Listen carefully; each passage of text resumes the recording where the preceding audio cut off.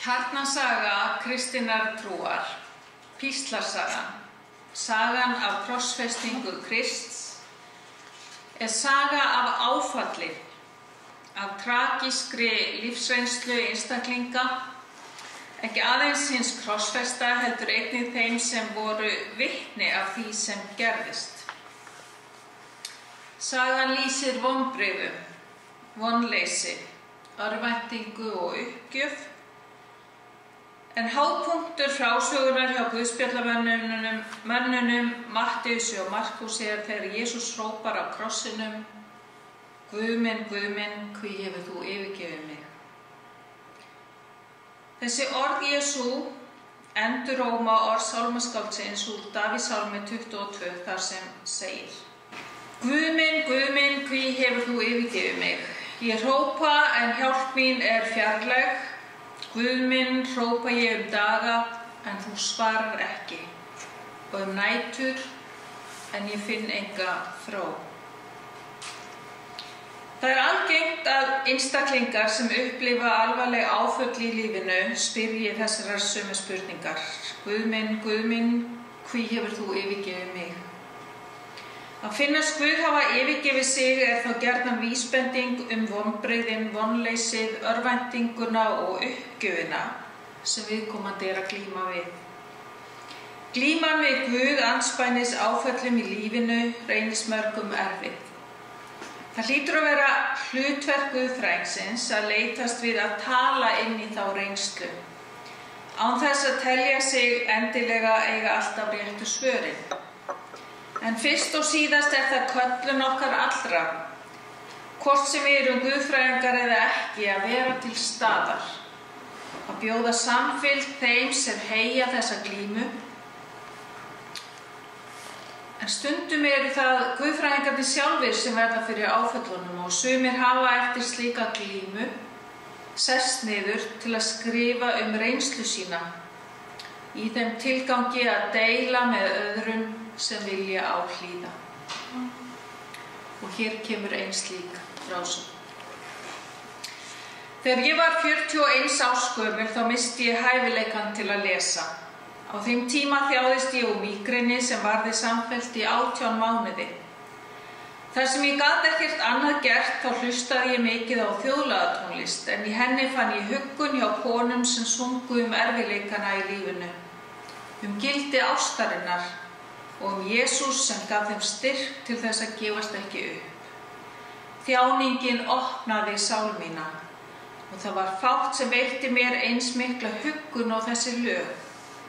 Ég var að reyna að losa mig og börnin mín undan valdi eiginmanns míns til 20 ára og föður barnanna minna sem beitti okkur ofbeldi. Þessum tíma varði ég ekki með bókum, samstarfsfólki eða nemendum, heldur lögfræðingum, geðlæknum, félagsfræðingum og þerapistum, tilvitnun lýkur. Með þessari frásögn hefst formáli að bók bandaríska guðfræðingsins Wendy Farley, The Wounding and Healing of Desire, Weaving Heaven and Earth, sem kom út árið 2005. Þegar Farley skrifaði bókina hafði hún ennþá ekki öðlast getu til þess að lesa. Í formálunum viðurkennir hún ókostina sem það hafði í för með sér, en jafnframt kostina sem hún sá í því. Eftir að hafa rannsakað og kennt guðfræði í hartnær 30 ár gaf lesleysið henni nýjan skilning á þeim textum sem hún hafði lesið í gegnum árin og henni þótti svo vænt um. Það að geta ekki lesið gaf henni einnig innsýn í heim kvenna sem aldir hafa stundað guðfræði utan hins hefðbundna ramma akademíu eða kirkjustofnunar. Vegna stöðu sinnar hafa konur því þurft að byggja guðfræði sína á þeirri þekkingu sem stóð þeim til boða í gegnum meðfæddar gáfur, reynslu og mannleg samskipti. Guðfræði þessara kvenna hefur ekki verið metin sem skyldi fyrir nýlega og sumstaðar er hún ekki viðurkennd þann dag í dag. En Farley telur útilokun kvenguðfræðinga hafa haft í för með sér alvarlegar afleiðingar fyrir skilning okkar á eðli guðfræðinnar og gildi kristinnar trúar. Þess vegna segist hún þakklát þeim konum sem hafa skrifað guðfræði allt frá upphafi, fyrir að hafa skapað og varðveitt guðfræðilega visku þrátt fyrir ósýnileika sinn. Farley þakkar því að hafa ekki getað lesið fyrir að hafa uppgötvað þetta sem hún kallar neðanjarðar samfélag, en með bók sinni vonast hún til að geta orðið farvegur fyrir eitthvað af þessari visku kvenna inn í hina hefðbundnu guðfræði umræðu. Mótandi hlutverk reynslunar hefur verið eins konar vörumerki, svokallaðrar grasrótar guðfræði sem hefur verið áberandi í heimi guðfræðinar á síðustu áratugum. Þannig hefur reynslan af fátæktinni verið útgangspunktur frelsunarguðfræði Suður-Ameríku, á meðan reynslan af þrælahaldi og kúgun hefur mótað guðfræði Bandaríkjanna manna af afrískum uppruna og femínísk guðfræði hefur orðið til sem ansvar við ofríki eða ætti ég kannski segja alræði karla. Stundum hefur verið látið eins og það sé eitthvað nýtt að reynslan spili stórt hlutverk í mótun guðfræði hefðarinnar. Staðreyndin sú að reynslan hefur alltaf verið ráðandi afl innan guðfræðinar. Þannig hefur reynsla viðkomandi haft mótandi áhrif bæði á viðfangsefni og túlkun hennar eða hans. Vandinn bara sá að það hefur ekki þótt eðlilegt að gangast við því.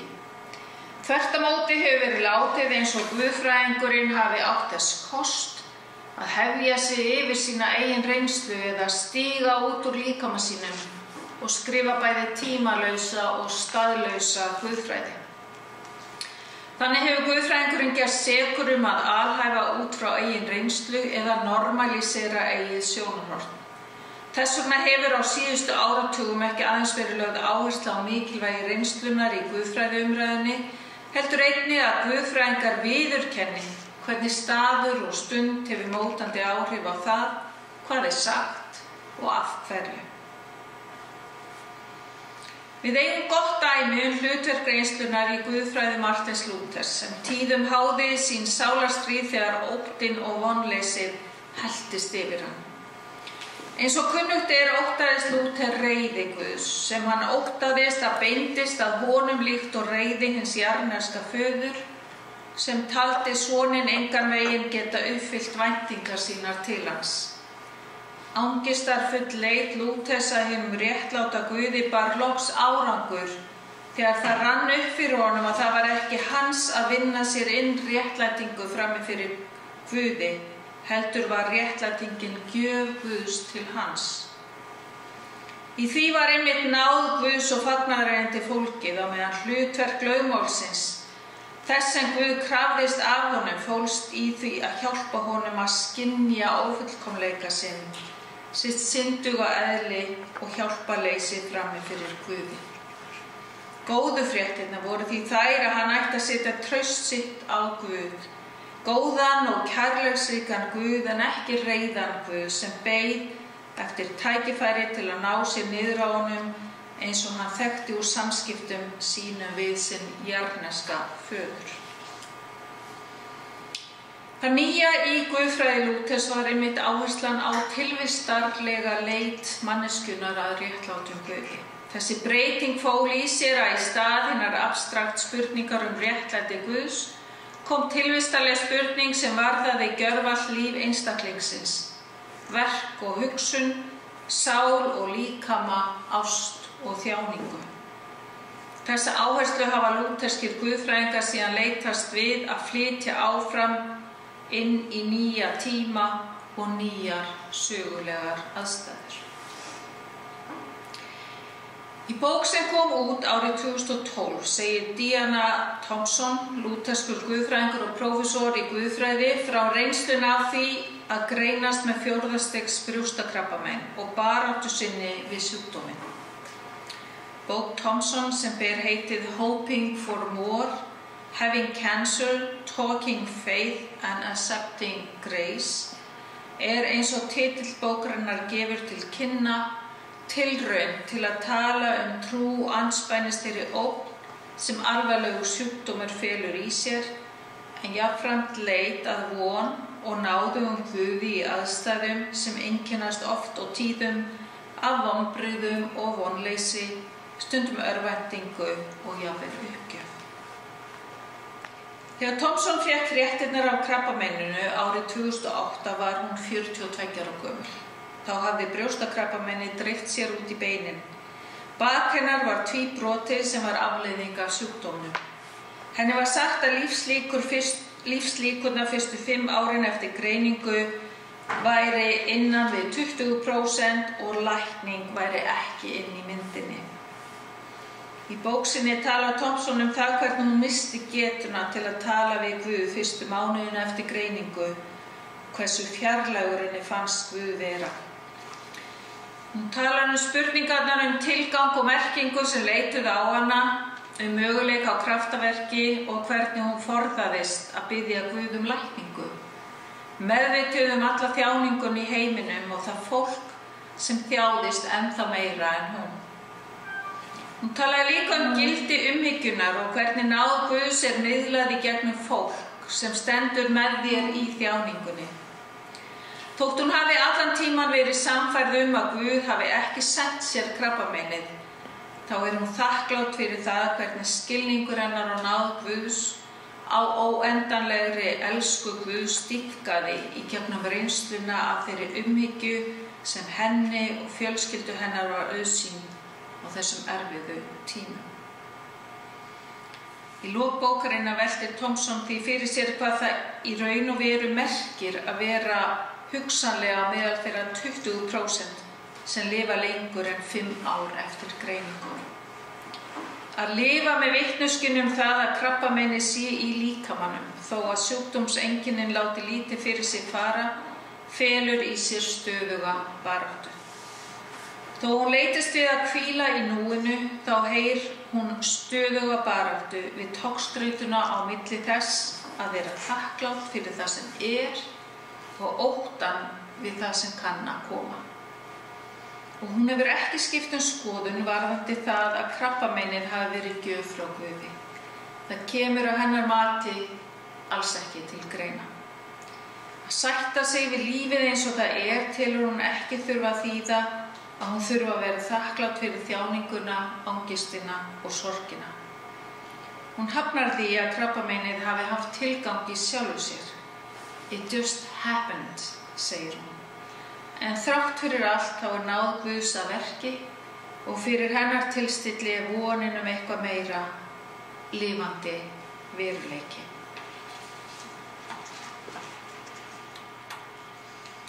Sagan af krossfestingu Krists okkur svo handgengin að hætta á að við verðum ónæm fyrir hinu tragíska sjónarhorni sem meðal annars lýst á eftirfarandi hátt í Lúkasar guðspjalli.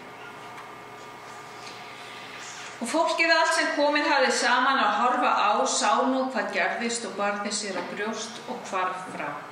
En vinir hans allir sem og konurnar fylgdu honum frá Galileu stóðu álengdar og horfðu á þetta.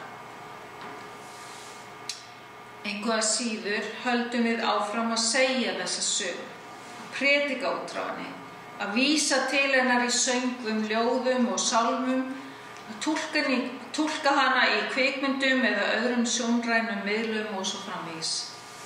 Hér saga af illsku, þjáningu, vonleysi, örvæntingu og dauða. Eitthvað sem við þekkjum úr okkar lífi eða annarra, annarkvort við sjálf þáttakendur eða stöndum álengdar og horfum á eins og vinir Krists og konurnar sem fylgdu honum frá Galileu alla leið upp á Golgata hæð. Það fer lítið fyrir voninni í frásögn föstudagsins langa. Aðeins eftir á, í ljósi upprisunar, umbreytist hún í vitnisburð von. En eftir sem áður stendur veruleiki, illsku og þjáningar í lífinu sem kallar á athygli okkar og spyr ágengina spurninga tilgang og merkingu, mátt vonarinnar og réttlæti og kærleika Guðs.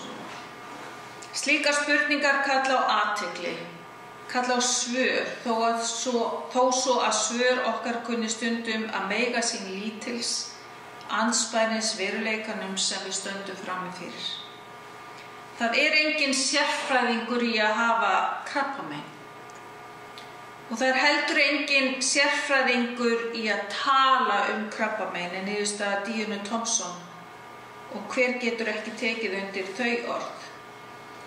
Aftur á móti ekkert annað í boði en að halda áfram að glíma við þann veruleika sem blasir við okkur, og spurningarnar Guð eru svo sannarlega partur af honum. Kross Krists hefur haft miðlæga stöðu í kristinni trúarhefð allt frá upphafi. Í öllum guðspjöllum Nýja testamentisins að finna frásögur af píslargöngu Krists sem endar með dauða á krossi og upprissu á páskadagsmorgun. Ýmislegt bendir til þess að píslarsögurnar séu hugsaðar sem hápunkturinn á frásögum guðspjallanna, og það efni sem kemur á undan það í hlutverki inngangs eða formála að þeim.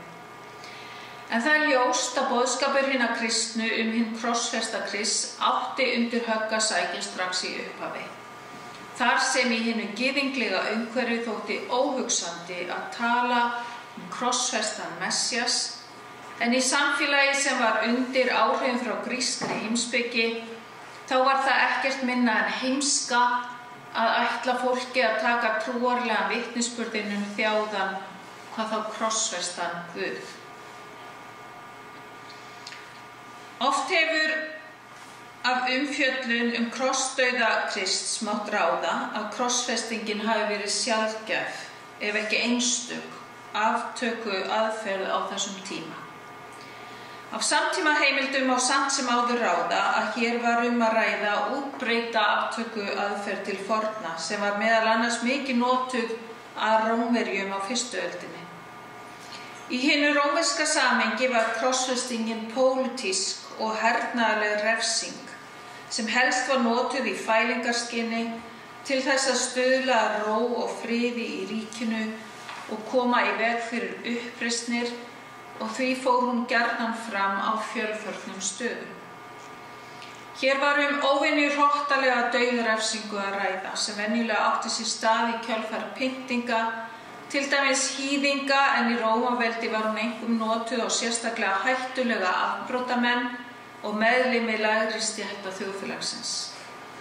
Krossfestingin þótti sérstaklega harðneskjuleg tákn grimmd stjórnvalda og fullkomna auðmýkingu fórnarlambsins, sem oftar en ekki var látið hanga nakið á krossinum svo dögum skipti, þar sem það var auðsótt bráð fyrir villidýr og hrægama. Meðal gyðinga var sérstök bölvun auk þess talin fylgja krossfestingunni, eða eins og segir í 3. kafla Galatabréfsins, bölvaður hver sá sem á tré hangir. Í þessu trúarlega og sögulega samhengi ber að skoða krossfestingu Jesú Krists, en hann var af andlegum og veraldlegum leiðtogum talin ógna friði á páskahátíðinni í Jerúsalem. Leiðtogar gyðinga ásökuðu hann guðlast, og fyrir þær sakir var hann handtekinn og leiddur fyrir öldungaráðið, sem komst að þeirri niðurstöðu að hann var í dauðasekur. Þar sem gyðingar höfðu ekki vald til þess að taka hann af lífi, þá færðu þeir hann til Pílatusar, sem síðan dæmdi hann til dauða fyrir landráð. Af vitnisburði guðspjallanna ráða hlýtur Kristur að hafa haft mikið fylgi á meðal fólksins. Annars ólíklegt að Pílatus hefði haft fyrir því að krossfesta hann, og af sömu ástæðum þurfti handtakan að eiga sér stað að nóttu til, svo að múgurinn næði ekki að koma í veg fyrir handtökuna.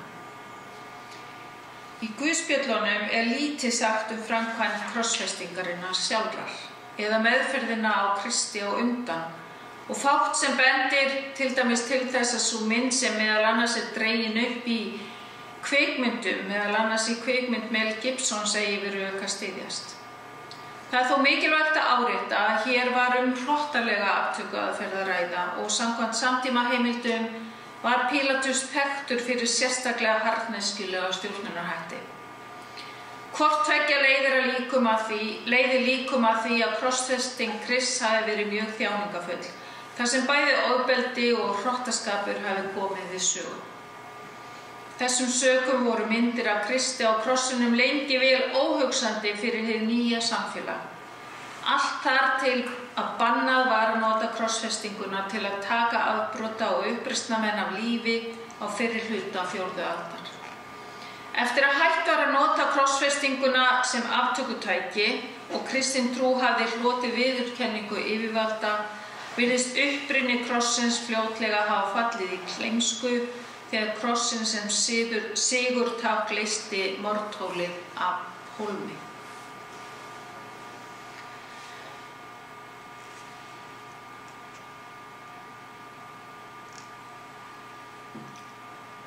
Á ritum Nýja testamentisins má finna mörg dæmi leit hinna kristnu af ásættanlegri túlkun á krossi Krists, sem samkvæmt Páli postula var hneyksli í augum gyðinga og heimskja að mati heiðingja. Líkingar og tákn það sem gerðist á krossinum voru meðal annars sótt á þrælamarkaðinn, í musteri gyðinga, á vígvöllinn og í dómsalinn, auk þess sem notaðar voru líkingar hjónaband, ættleiðingar, vinskap og lækningar.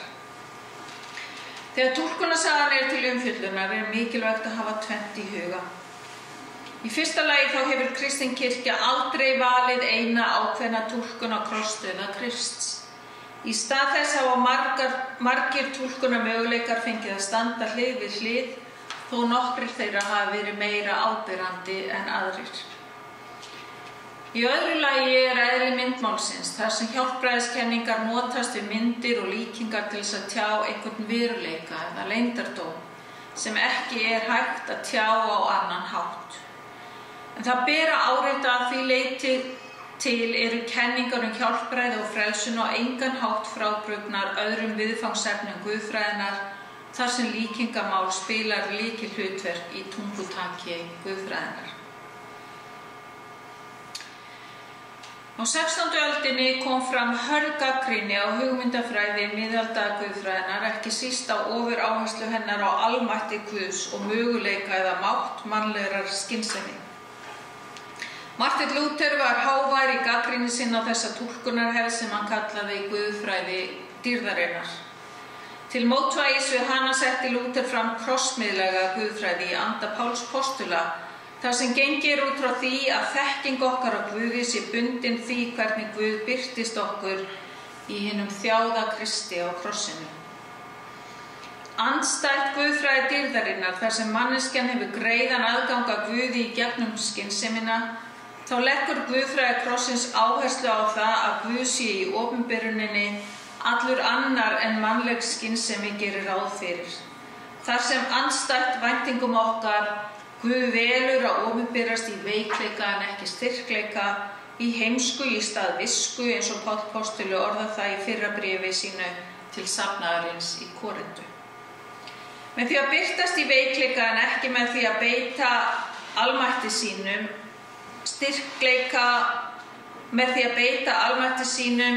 og styrkleika og stíga niður af krossinum, boðar krossins samstöðu Guðs með okkur í þjáningunni.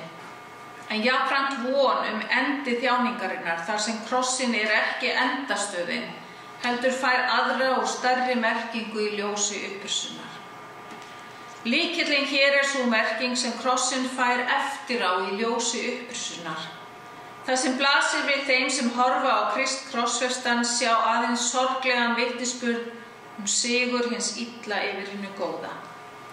Því ekki að furða þó að lærisveinarnir missi vonina og hlaupi í felur, eins og guðspjallafrásögurnar vitna Eftir upprisuna fær krossin hins vegar nýja merkingu, þegar hann umbreytist úr pyndingartóli í tákn von sigur hins góða, sigur lífsins yfir dauðanum. Í kjölfar hörmunga heimsstyrjaldanna tveggja kom fram sterk þörf á að endurnýja áhersluna á krossin sem hafði átt undir högg að sækja nokkurt skeið. Reynslan af takmarkalausri vonsku mannsins knúði fram áleitnar spurningar Guð andspænis allri þessari illsku og vonleysinu sem fylgdi í kjölfarið. Skynsemi mannsins og trúin á takmarkalausa möguleika hennar dugðu þó skammt. Það uppgjör sem fór fram innan guðfræði hefðarinnar miðja 20. öldina minntu margt á uppgjör Lúthers við miðaldaguðfræðina.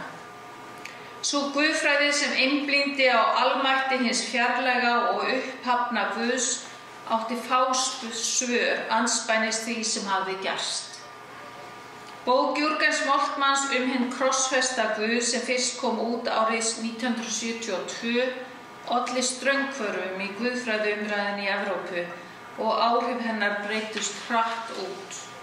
Áherslan á samstöðu Guðs með hinum þjáðu gaf guðfræðingunum í Suður-Ameríku ný tæki og tól til þess að tala inn í aðstæður hins fátæka meirihluta sem hafði lengi lifað í skugga hins efnaða minnihluta. Guðfræðingarnir ásökuðu kirkjuna fyrir að taka sér stöðu með hinum efnuðu með þeim sem valdið höfðu á kostnað hinna fátæku. Boðskapurinn Guð sem tekur sér stöðu með þeim sem minna mega sín fékk byr undir báða vængi og varð einnig kjarninn í svörtu guðfræðinni sem kom fram af svo miklum krafti í Bandaríkjunum upp úr 1960. Guðfræðin var enn á ný orðin þjóðfélagslegt hreyfiafl sem hleypti nýju blóði í réttindabaráttu þeirra sem höfðu svo lengi mátt þola yfirgang og ofbeldi af hendi valdhafanna. Þrátt fyrir harða gagnrýni sem sett hefur verið fram á misnotkun krossins á undanförnum áratugum, þá það alls ekki að ræða einhliða höfnun á krossinum sem mikilvægu trúartákni. Áherslan á reynsluna lykilatriði og tengist áherslunni á hið sögulega samhengi sem skiptir hér miklu máli eins og reyndar alltaf í guðfræðilegri umræðu. Hún getur að sjálfsögðu aldrei farið fram í sögulegu tómarúmi. Þannig geta hjálpræðiskenningar ekki verið abstrakt kenningar úr öllum tengslum við reynslu okkar, því þær verður einfaldlega að prófa í ljósi reynslunnar. Þegar kemur að túlkun krossins þá hefur guðfræðingurinn Katie Cannon til dæmis minnt á að það merki einfaldlega ekki það sama að þola þjáningu og færa fórnir fyrir góðan málstað fyrir þau sem hafa val til að þjást og færa fórnir, eða fyrir þann fjölda fólks af afrískum uppruna sem líta á þjáninguna sem eðlilegt ástand. Það ljóst að spurningin val í sambandi við túlkun á þjáningu og fórn Krists brýn, en oft einmitt bent á að Kristur hafi sjálfur valið leiðina upp á Golgata. Því mikilvægt að taka ekki bara tillit til sögulega samhengis túlkunarinnar, heldur einnig að skoða krossin í samhengi við líf Jesú Krists. Samkvæmt vitnisburði guðspjallanna einkenndist líf og starf Jesú Krists alls ekki af hlutleysi eða undirgefni við yfirvöld. Þvert á móti var Kristur óþreytandi í baráttunni sinni gegn óréttlætinu. Í þeirri baráttu ögraði hann bæði andlegum og veraldlegum yfirvöldum og hikaði ekki við að brjóta gegn gildandi boðum og bönnum. Þess vegna má líta á krossinn sem eðlilegt framhald af því lífi sem Kristur lifði, sem afleiðingu af því starfi sem hann helgaði líf sitt og þeim boðskap sem hann flutti. Á því leyti var krossinn val Krists og sú þjáning sem hann leið og svo fórn sem hann færði sjálf valin. Í ljósi reynslu allra þeirra sem búa við aðstæður sem ekki leyfa slíkt val, þá ber að fara sérstaklega varlega með allt tal var og fyrst og síðast að varast að setja það þannig fram að það geti hljómað sem hvatning til upphafningar eða réttlætingar á þjáningu og fórn. Því þó að sjálfvalin þjáning eða fórn geti undir einhverjum kringumstæðum verið réttlætanleg, þá eru allt of mörg dæmi hið gagnstæða. Ef að krossin á að geta orðið tákn von, þá verðum við fyrst að hafna myndinni af Kristi sem hinu viljalausa fórnarlambi, hvort sem að ræða jarðneskra yfirvalda eða hins himneska föður, Til þess að krossinn tákni ekki aðeins samstöðu Guðs í þjáningunni, heldur hvetji jafnframt til aðgerða og andófs gegn óréttlætinu í anda Krists. Það er þörfin fyrir að geta talað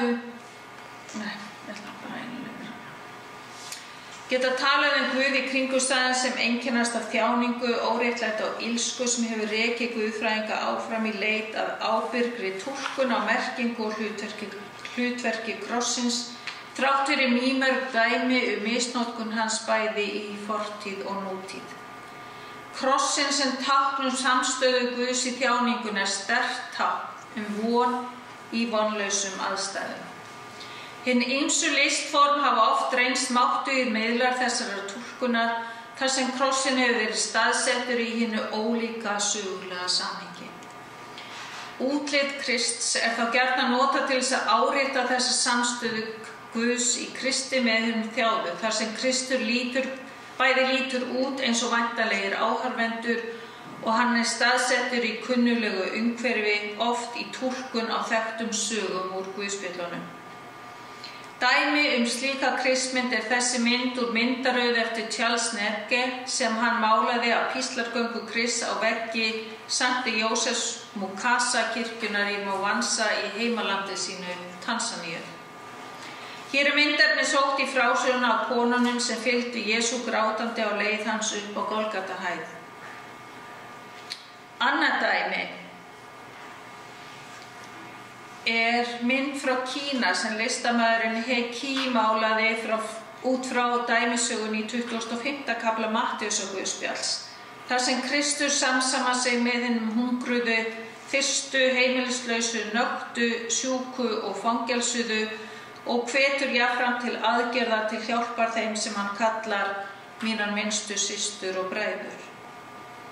Hugmyndina baki höggmyndana af Kristi á krossinum í þjáðum kvenlíkama var að tjá sérstaklega samsemd Krists með konum sem höfðu orðið fyrir nauðgun, barsmíðum eða annarri misþyrmingu. Hér er annars vegar að ræða höggmynd eftir Almod Lukenhaus-Lacki sem kallast Crucified Woman og var upphaflega staðsett við altarið í Bloor Street United Church í Toronto á föstu árið 1979 og síðar á lóð háskólans í Toronto í Kanada. Hins vegar er þessi mynd Edwinu Sandys Krista sem sett var upp í St. John dómkirkjunni í New York borg árið 1984. Það er skemmst frá því að segja að báðar þessar höggmyndir settu í gang hatramar deilur á milli þeirra sem sáu þær sem sterkt tákn samstöðu Krists með konum í þjáningu þeirra og hinna sem töldu þær ögrun við ríkjandi hefðir og jafnvel klámfengna afskræmingu og líkama Krists. Það þarf vart að taka það fram af þessum myndum að misnotkun kvenlíkama á krossi var á engan hátt ætlað að draga í efa karlmennsku hins sögulega Krists, frekar en hinum svarta Kristi var ætlað að gera lítið úr gyðinglegum bakgrunni hans. Tilgangurinn með myndunum af Kristu eins og hinum svarta og kínverska Kristi var að vísa til hinnar almennu skírskotunar hins krossfesta Krists, þvert á alla aðgreiningu fólks eftir kyni, kynþætti eða stétt. Hér er að ræða skapandi endurskoðun á túlkun og hlutverki krossins, endurskoðun sem gerir kröfur að gagnrýna á hvers konar misnotkun sé tekin alvarlega, leið og hún hafnar því að misnotkunin kom í veg fyrir að krossinn fá að flytja von til allra þeirra sem einhverra hluta vegna hafa verið rænt voninni. Sennilega hafa mörg ykkar séð þennan kross sem búinn er til í El Salvador. Hann var gerður til minningar Maríu Kristínu Gómez. Á þessum krossi sjáum við vel hið nána samband á milli krossins og upprisunnar. Án upprisunnar er krossinn bara enn eitt dæmið fórnarlamb illskunnar, enn einstakling sem hefur týnt lífi sínu fyrir góðan málstað. Þess vegna svo mikilvægt að halda í þetta nána samband milli krossins og upprisunnar, milli krossins og vonarinnar fullnaða sigur yfir dauðanum og sigur hins góða yfir illskunni. María Gómez helgaði líf sitt baráttunni fyrir bættum kjörum kvenna í El Salvador. Hún sinnti sérstaklega konur sem höfðu orðið fyrir nauðgun eða voru þolendur heimilisofbeldis. Hún lagði meðal annars áherslu á að kenna þeim að lesa. Vegna starfs síns var hún að lokum myrt af óvinum sínum árið 1989. Krossinn sem gerður var til minningar líf hennar tákn von sem tjáðir í sögunum sem myndirnar á krossinum segja. Krossinn tákn von fyrir alla sem vilja bæta aðstæður þolenda ofbeldis og misnotkunar. Saga Maríu Gómez ekki bara saga mátt illskunnar á meðal okkar og þjáningarinnar sem illskan hefur í för með sér, heldur saga mátt ofbeldislaus andófs í anda Krists. Í Guðspjöllunum lesum við það hvernig Kristur reis upp gegn illskunni án þess að beita ofbeldi. Og píslasagan segir okkur hvernig sú barátta endaði, með sigri hins illa. En eins og krossinn hennar Maríu Gómez hvetur píslasaga Krists okkur til að gefast ekki upp, heldur feta óhikað í fótspor Krists, rísa óhrædd upp gegn illskunni hvar sem hún mætir okkur í óbilandi trausti þess að hið góða muni að lokum sigra hið illa, að sagan endi ekki á krossinum heldur í upprisunni sem fylgir í kjölfarið, þegar bölvun breytist í blessun og lífi stendur að lokum uppi sem sigurvegari.